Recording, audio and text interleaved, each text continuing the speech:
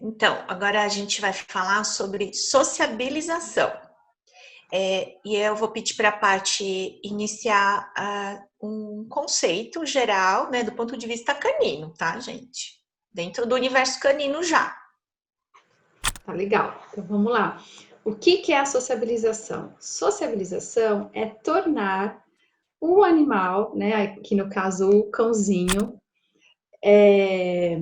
sociável no sentido de se habituar com situações, com pessoas, com objetos e poder se relacionar com isso da melhor forma possível, de uma forma tranquila e segura.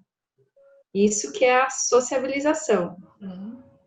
E no caso, como que esse processo ele acontece, né? Porque a gente está falando de filhotes, então você tem uma idade, a gente pode falar sobre a janela de sociabilização e como que é feito, né, esse processo.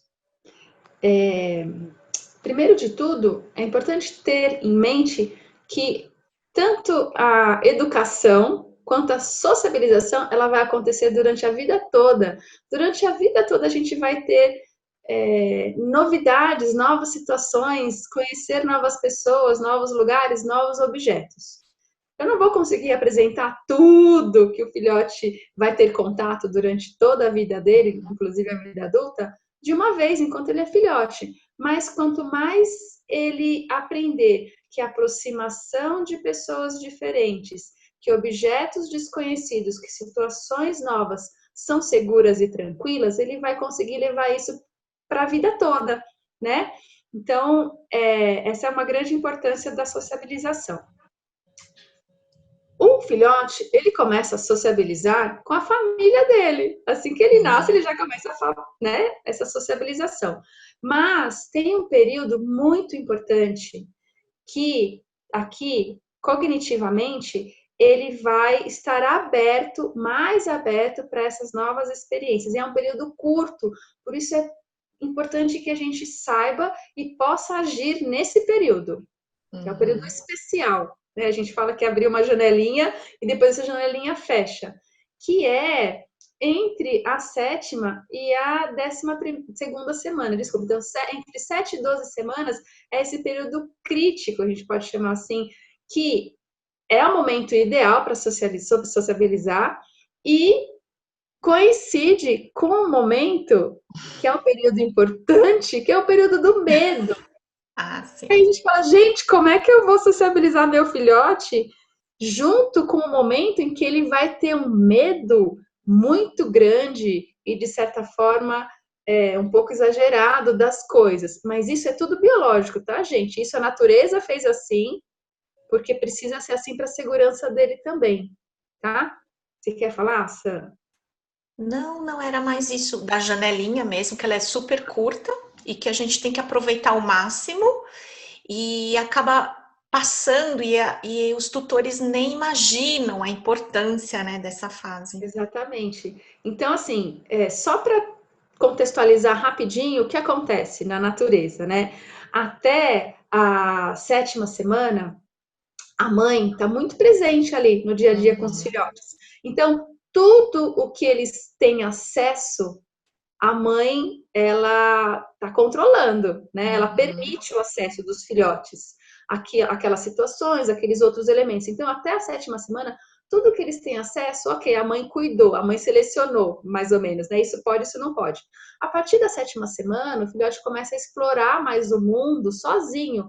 Então, é muito importante que ele se previna. Por isso que entra a fase do medo junto com esse momento. Então, ao mesmo tempo que ele vai explorar o mundo e o que no mundo for bom para ele, ele vai conseguir se relacionar para o resto da vida de uma forma bacana. Também o que no mundo naquele momento não for bom para ele, ele vai entender como um perigo. E isso é importante para a sobrevivência dele na natureza. Só que ele não está mais no meio natural, ele está, né, na família, ele está no meio urbano. Ele é um cão domesticado.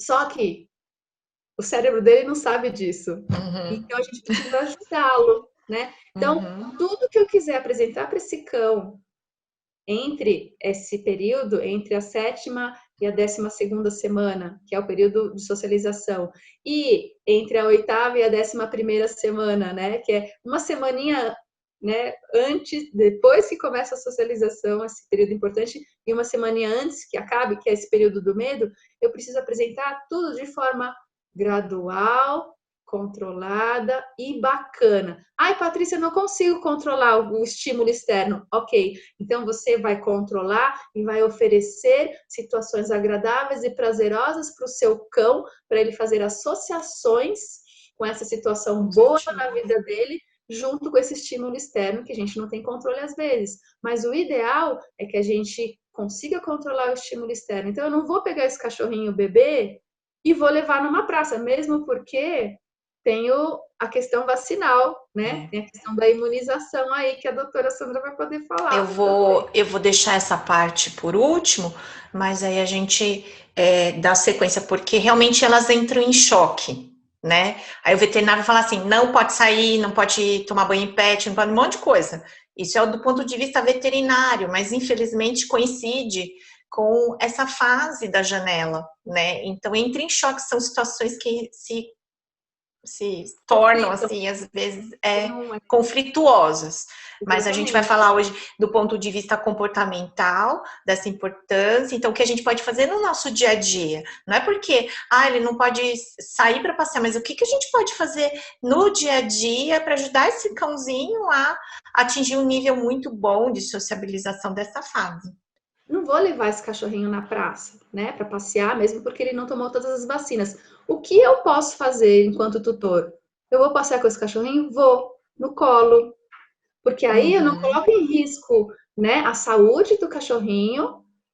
E ao mesmo tempo eu consigo socializar, eu consigo atender uma necessidade. É claro que ele não vai cheirar outros cães, mas só de ver outros cães, só de ter contato visual, auditivo, olfativo com outros cães, já é ótimo, né? Eu sempre brinco, eu falo assim, um é melhor que zero, né? É Uhum. melhor fazer pouco do que não fazer nada, porque esse Sim. pouco já é alguma coisa. Então, eu posso colocar o cachorrinho no carro, dar uma volta de carro com ele, eu posso levá-lo em um lugar e mantê-lo no colo. Agora, é importante pensar também no xixi e no cocô. Quanto tempo o cachorrinho consegue ficar no meu colo? Então, quando eu penso em socialização, eu sempre gosto de orientar assim.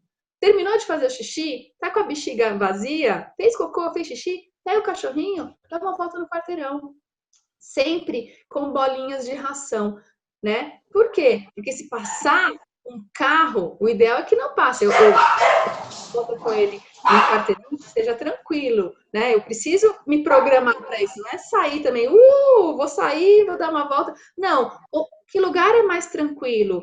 Que lugar eu posso encontrar outros elementos ou situações que são tranquilas? E sempre recompensando, sempre mantendo o foco do cachorrinho em alguma coisa bacana, em você, em uma bolinha de ração, né? Quando alguém se aproximar do cachorrinho e ele prestar atenção em você ou ele não se assustar, muito bem, fazer um carinho, mostrar que aquilo é legal para ele. Então, basicamente, a socialização é fazer associações positivas com situações novas, situações inseridas de forma gradual e que essas situações vão aumentando de intensidade também gradualmente e respeitando sempre o esquema vacinal do cão. Porque é possível fazer uma boa socialização sem deixar que o cão entre em contato com outros elementos ou com a rua que possam ser prejudiciais para ele. E se você tem um cachorro em casa, né? Ou se você tem sua mãe, seu pai, namorada, enfim, tem um cão adulto, eu posso colocar o meu cachorrinho com esse cão adulto para conversar numa casa, num ambiente que seja, que eu sei que não tem nenhuma questão de saúde ali envolvida, né? Nenhum parasita, enfim. Posso, é muito melhor, é muito mais seguro eu Uhum. aproximar um cachorrinho, filhote de um cachorro adulto que tenha todo esquema de vacinação em dia do que um filhote que não foi totalmente vacinado e outro filhote que não foi totalmente vacinado. Então, é claro que se você leva para sua casa um filhotinho e você já tem outro cão, eles vão ter que interagir, né? Mesmo sem o filhotinho tendo todas as vacinas. E isso já faz parte da socialização também. Então, o tempo todo o filhotinho está se socializando. Tem essa janela que é um período muito importante, né? Então, se você tem um gato, é nesse momento que o filhotinho precisa conhecer o gato, né? Tudo que ele se relacionar bem durante esse período, ele vai conseguir se relacionar bem para o resto da vida. E o que ele não se relacionar bem nesse período, tiver um trauma, ficar super amedrontado, às vezes cai, né? O filhotinho tá lá bebendo água na área de serviço, pau, cai uma vassoura. E aí o filhotinho se assusta. Ele pode ficar traumatizado com Com a vassoura. vassouras para o resto da vida. Verdade. Então é São muito uma importante. fase de. Quando acontecem uns traumas nessa idade, eles podem perdurar durante a vida inteira desse cãozinho, né? Então, por isso que tem que ser uma situação controlada, mas não deixar de oferecer oportunidades de sociabilizar. Exatamente. E eu queria só falar sobre um outro momento de fase do medo, que é importante, porque às vezes o cachorrinho já passou por essa fase do medo, né? De 8 a 11 semanas, e depois, quando chega lá nos 6 meses, né, 7, ele começa a apresentar medo de novo. Aí o tutor fala assim para Patrícia, o que está acontecendo? Ele está com medo. Não, agora ele já sabe andar na rua, não tem mais essa. Vamos que. Não, gente, tem uma segunda fase do medo na vida. Então, que vai mais ou menos dos 6 até os 14 meses. Então, ele já, né, não é tão filhotinho, né? Já é de filhote para adulto, mas é um período que ele também pode apresentar medos de coisas que ele não tinha antes, que ele fica meio inseguro. E aí cabe a nós também mostrar que não, tudo bem, e sempre mostrar fazendo associações positivas, e assim ele vai ficar mais seguro e mais confiante. Nunca obrigar o cachorro a vivenciar uma situação que ele está com medo.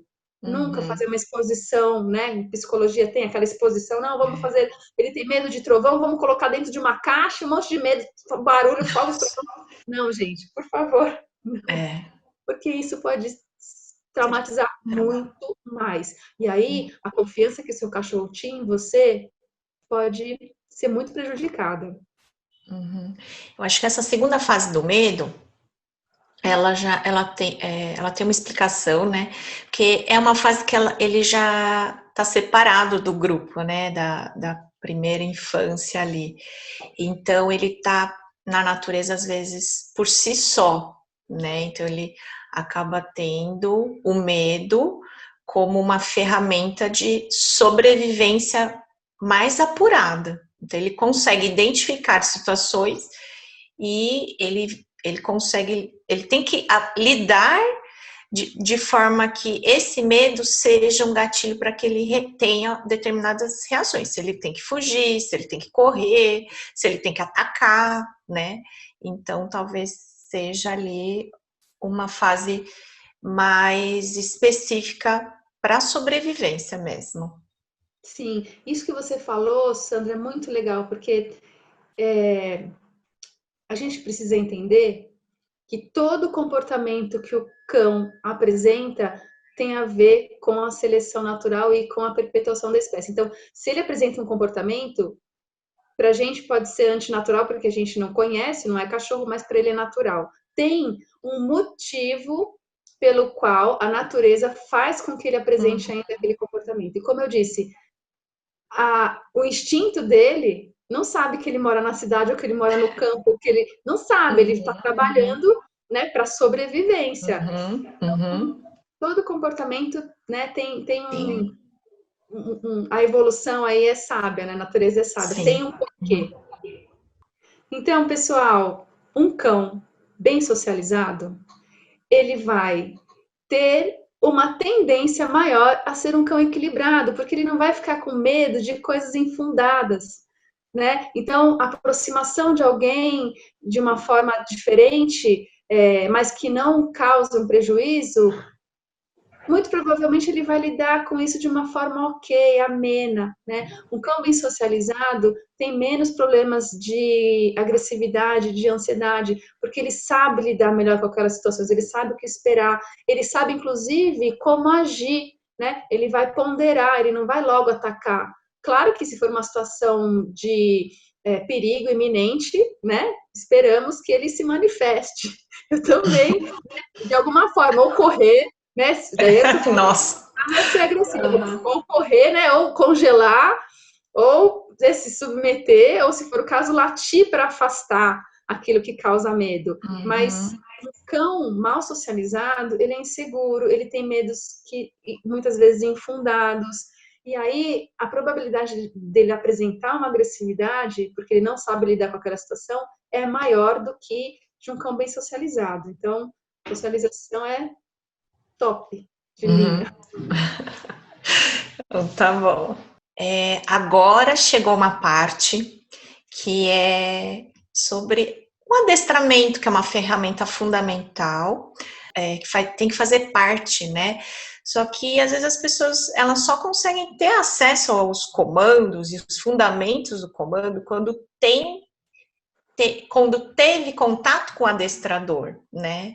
Então as pessoas falam assim, não faz nenhum comando, para que vai fazer comando? Então eu queria trazer isso para a Patrícia explicar. Ela vai ter alguns vídeos que são super didáticos para a gente poder acompanhar essa parte. Por que ensinar comando? Porque eles são importantes. Então, Por primeira quê? pergunta, por que os comandos são importantes? Geralmente as pessoas falam assim, né? Os tutores, enfim, as pessoas no geral falam: mas eu não quero que meu cão seja um cachorro de circo, né? A primeira imagem que vem é aquele cachorrinho que anda em cima da bola e tudo mais. É claro que a gente, né, tem os comandos mais avançados, tem os comandos de entretenimento, né? Mas o comando, gente, é uma forma de comunicação. É uma maneira que você vai ensinar o seu cão a se comunicar com você. Então, quando eu, por exemplo, recebo uma visita e quero que meu cão não pule, eu peço para ele Uhum. sentar, né? É uma ferramenta de comunicação, é uma ferramenta de educação. E se eu não ensino para o meu cão, como é que eu quero que ele apresente esse comportamento?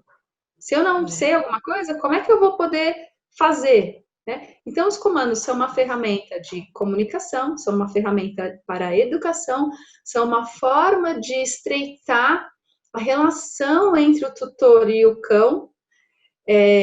Porque quando eu gosto de pensar que eu estou brincando de comando, tá? Porque para o cão ele aprender, precisa tudo ser na brincadeira. Quanto mais divertido for para o cão aprender, mais ele vai aprender, mais ele vai querer aprender de novo, mais ele vai querer essa relação, né? E para a gente também é importante que seja divertido. Dá trabalho, educar, né? Não é assim, é tudo, né, oba-oba, não é isso, mas precisa ser divertido, precisa ser legal. Dá trabalho, precisa de paciência, precisa de consistência, precisa de treinamento, mas precisa ser legal. Isso é Uhum. imprescindível para mim, né? Em qualquer tipo de educação e aprendizagem, precisa ser legal. Então, quando eu ensino um comando para o meu cão, eu também estou pedindo para ele uma parceria. A gente tá fazendo alguma coisa juntos, né? Um processo ali de troca. E isso vai de encontro com esse animal, essa necessidade de fazer parte de um grupo, né? Não é liderar e ser liderado, mas é de parcerias. Esse é um animal, né? Que é um animal super sociável e vive em grupo, caça em grupo, se reproduz, né? Então, quando a gente pede, né, ensina comandos, eu estou chamando para essa parceria. Isso é um comportamento natural dele, ser parceiro, apresentar esse tipo de relação. O que você quer? Você quer isso? E isso vai aumentando o repertório de comunicação dele, vai aumentando as possibilidades de resolução de problemas daquele cão. Então, quanto mais comandos ele souber, mais ele vai conseguir pensar como resolver determinada situação na vida dele.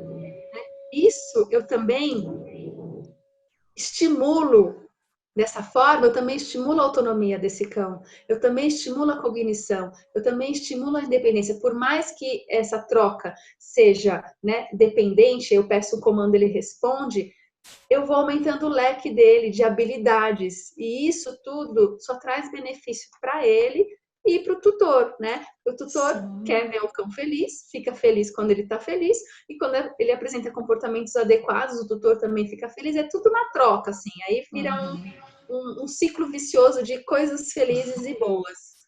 Bom, eu uso os comandos como uma ferramenta do dia a dia para o comportamento do cão e a educação dele, né? Eu vou mostrar para vocês, então, 4 comandinhos que eu acho que são bem importantes para essa comunicação, para a educação, para o comportamento, enfim. Então, tem o target, que é encostar o focinho, né, no alvo, que eu uso a minha mão como alvo. Para que ele serve? Para eu direcionar o cão para qualquer lugar que eu queira, para ele vir até mim também, sem encostar nele, sem empurrar o bumbum, sabe? Sem pegar e posicioná-lo, né? Colocá-lo de uma forma que para ele pode não ser tão confortável. Então, o target. Eu também vou ensinar para vocês o senta, o dar as patas e o fica. O dar as patas, ele vai servir para o cachorrinho pedir as coisas para você, uma outra forma de pedir as coisas para você, ao invés de chegar e ficar latindo, ao invés de chegar e ficar puxando a barra da sua calça, né? Ele chega do seu lado, dá a patinha, né? Pede, está pedindo alguma coisa com a patinha. Então, é uma forma dele aprender como pedir sem latir. O senta é um comando que vai servir para várias situações. Eu gosto sempre de pensar e de lembrar que quando eu peço para o cachorro sentar, é o contrário do que pular, né? Então, quando chega visitas, quando ele está eufórico, eu peço para ele sentar, e o que ajuda bastante no comportamento. E o deita, que vai ajudá-la a ficar mais tranquilo, a ficar mais confortável, né? Se eu vou passear, eu vou no restaurante, né? Que hoje a gente tem uma série de locais que são pet friendly, né? Eu vou no restaurante, eu vou num bar, eu vou numa padaria, eu vou encontrar com alguém, eu vou no shopping, sento. Então, eu ensino meu cachorro a sentar para ele ficar confortável naquela situação, tranquilo. Eu encontro alguém no passeio, começo a conversar, né? Então, são todos comandos que vão ajudar na educação, na comunicação e no comportamento do seu cão no dia a dia. Bom, então essa é a Lola, ela é um Basset Hound, eu vou ensinar o senta para ela. Ela já está acostumada a sentar, então vocês podem ver que ela logo sentou. Mas o processo do senta é vir com a recompensa, né? Eu faço indução, então eu induzo o cão a fazer o movimento que eu quero. Ó, eu coloco aqui, ó, em cima do focinho dela, vai fazer com que a cabeça levante para ela tentar pegar, né, olhar pro petisco e automaticamente o corpo vai fazer isso. Então a cabeça levanta e o bumbum abaixa. Aí eu vou posicionar a minha mão acima do focinho dela e empurrar um pouquinho para trás a minha mão, movimentar para trás. Vocês viram? Ela logo encostou o bumbum no chão. É esse o movimento que eu preciso fazer com a minha mão. Eu vou induzir o cão a sentar, encostar o bumbum no chão. Encostou o bumbum no chão, eu recompenso. Eu faço um som para indicar o comportamento correto e recompenso. Vamos ver, vou chamá-la de novo. Ó, agora eu fiz mais rápido, né? Porque a Lola já sabe. Ai, que a Lola atrás de mim querendo entrar. Dá para ouvir, né? Olha lá. Tá vendo? Que fofa. Bom, agora eu vou ensinar o target de mão, né? Que é o alvo na mão para Lola. Ó, eu quero que ela venha e encoste o focinho na minha mão. Encostou, eu recompenso. Ó, encostou, clico e recompenso. Ela já sabe, tá? Esse comando, mas eu vou mostrar para vocês como é que ela aprendeu. Então, eu pego um pedacinho de alimento, coloco na minha mão, tá lá no dedo, e posiciono na frente do focinho do cão. Ela vai vir no começo para sentir o cheiro do alimento e comer. Ó, vou fazer de novo. Vou pegar o alimento na minha mão. Ela tá bem atenta, tá bem interessada, que ela gosta. Ó, é um pedacinho só, tá? Pequenininho, ó. Encostou, libero. Encostou na minha mão, clique e recompensa. Ó, encostou, clique e recompensa. E eu vou fazendo isso gradualmente, até que uma hora eu vou tirar a recompensa da minha mão, ó, e ela vai encostar. Encostou, eu clico e recompenso com a outra mão. Porque o objetivo é que ela encoste na mão, né? E não necessariamente venha só por causa da recompensa, tá? Ela tá de olho ali para ver o que eu tô fazendo. Ó, clica, recompensa. Encostou, clica e recompensa. E aí, ó, encostou, clica e recompensa. E aí eu vou me afastando gradualmente. Eu vou afastando gradualmente a minha mão e eu vou afastando gradualmente o meu corpo também. Então, primeiro eu afasto a mão, depois eu vou afastando o corpo. Então, agora eu vou mostrar para vocês como faz o comando fica. Eu vou chamá-la para ela me seguir no target, ó, no target de mão, no alvo de mão. Encostou, recompenso. Ela fez o que eu queria, ó, pedi para ela sentar. Eu não preciso mais fazer indução com a Lola, eu pedi para ela ficar. Né? Fiz o sinal com a mão, fica. E aí eu conto um tempo na minha cabeça. E eu vou aumentando esse tempo gradualmente, ó. Dei o sinal de fica de novo, me afastei um pouquinho. Aqui eu estou mostrando para vocês já um momento mais avançado, tá? Porque a Lola já sabe fazer. Mas o ideal é aumentar o tempo gradualmente. Então, eu peço para o cachorro ficar, conto 2 segundos na minha cabeça, volto e recompenso. Peço para o cachorro ficar, conto 3 segundos na minha cabeça, volto e recompenso. São 2 parâmetros que a gente usa para o fica. Um parâmetro é tempo e outro parâmetro é distância. Então, se por acaso você pede um tempo, por exemplo, de 3 segundos para o cão, para ele ficar, mas ele não consegue ficar paradinho no lugar, quer dizer que esse tempo para ele ainda é muito grande. Então, você começa com 1 segundo, quando ele se sente confortável com 1 segundo, você aumenta para 2 segundos, quando ele se sente confortável com 2 segundos, você aumenta para 3 e assim, gradualmente, sucessivamente. Depois, você insere o critério distância. E aí, quando você vai inserir o critério distância, você começa do 1 segundo de novo, né? Então, você pede o comando fica, se afasta um passo, conta 1 segundo na cabeça, volta e recompensa. Pede o comando fica, se afasta um passo, fica 2 segundos na cabeça, volta e recompensa. Geralmente, se a gente fizer assim, o cão vai ficar mais tranquilo, porque ele vai ver que você vai voltar, e essa mudança, esse aumento de tempo e de distância é gradual. Isso deixa o cão mais seguro. Mas muitos cães precisam de repetição. Então, eu repito várias vezes 1 segundo, e aí depois eu tento 2 segundos. Repito várias vezes 2 segundos, depois eu tento 3 segundos. E quem vai indicar para mim quando eu posso aumentar ou preciso voltar ao estágio anterior é o cão. Se o cão não conseguiu ficar o tempo que eu previ na minha cabeça, eu preciso diminuir esse tempo, eu preciso voltar para o estágio anterior. Então, quem está aprendendo é o cão, eu preciso acompanhar o ritmo dele sempre.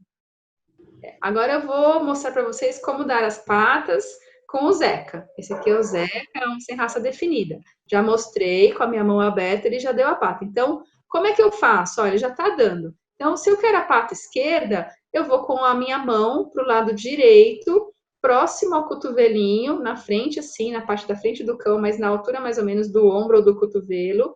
Seguro a recompensa, nesse caso é um petisco. Eu tiro, voltei, e aí ele deu, né? Se ele não der durante um tempo, ó, o outro lado também. Se ele não der durante o tempo, não tem problema. Começa de novo o exercício, né? Nunca usar bronca, porque ele está aprendendo. Dei a recompensa, né? Ele colocou a pata, dei a recompensa e fiz uma festa maior, vocês viram? Porque ele fez uma coisa diferente. Primeiro estava mais fácil, estava com o petisco na minha mão. Como eu aumentei o nível de dificuldade, a recompensa também tem que ser equivalente ao nível de dificuldade que ele tem, né? E o Zeca gosta muito de carinho. Então, ó, vocês viram que até fiz com que ele levantasse também induzindo. Eu coloquei um petisquinho na frente do focinho dele, levantei e ele levantou, ó.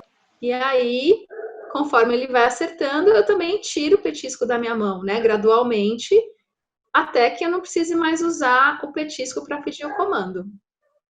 Na verdade, é o que você falou, Sandra, os comandos eles estão todos interligados, então vocês vão ver que para eu pedir um senta para Lola e eu quero que ela se aproxime de mim, senta, eu faço um target primeiro. Então eu faço o target, depois que ela, né, encostou o focinho na minha mão, eu peço para ela sentar. Depois que ela sentou, eu peço para ela deitar. E depois que ela deitou, eu peço fica. O comando está completamente linkado, né, no outro, exatamente. Legal. Eu gostaria de colocar aqui algo bem importante para uma reflexão. Os cães, eles precisam ter todo este preparo para minimizar o surgimento de problemas comportamentais. Se fizermos preventivamente este passo a passo, estaremos diminuindo o número de abandonos. Ter um cão é assumir um compromisso por uns 15 anos, pelo menos. Temos uma grande responsabilidade ao adquirir um. Por isso, o papel de um adestrador e de um comportamentalista é fundamental. Não deixe que o problema avance tanto antes de procurar um bom profissional. Eu agradeço imensamente a presença da Patrícia Poça, e espero que ela possa participar mais vezes aqui do canal do Patas com você. Deixa aqui nos comentários as suas dúvidas e sugestões de temas relacionados com os filhotes. Eu queria agradecer muito pela oportunidade. Eu tenho o privilégio de conhecer pessoalmente, de ter estudado com a Sandra.